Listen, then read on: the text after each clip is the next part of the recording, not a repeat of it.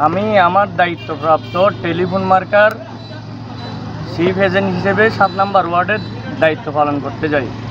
আমি দায়িত্ব পালনকালীন ওখানে 7টা বুথের মধ্যে আমি নিচতলায় ছিলাম। আমার এক এজেন্ট আমাকে খবর দিয়েছে যে উপরে অনিয়ম হচ্ছে।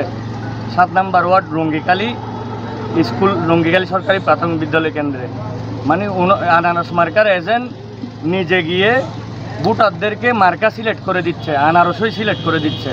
তা আমি বাধা দেওয়াতে আমি 2 ঘন্টা 3 ঘন্টা অবস্থান করছি কেন্দ্রে। ততক্ষণ আমার অপরাধ ছিল না, আমি যে 8 নম্বর ওয়ার্ডের ভোটার, তখন আমার অপরাধ ছিল না।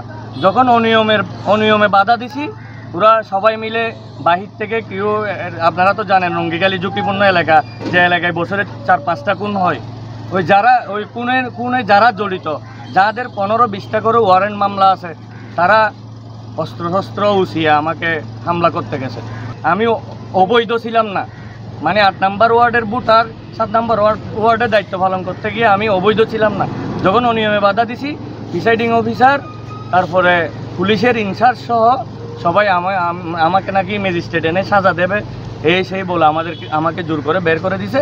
এমনকি আমি আসার পরে আমাদের আরও 2-3 জন এজেন্টকে বের করে দিছে। ওটা কেন বের করেছে? ওদের আধিপত্য বিস্তারের জন্য। ওরা, মানে আমি থাকলে ওদের সমস্যা হচ্ছে, ওরা ইচ্ছা মতো ভোট নিতে পারতেছে না।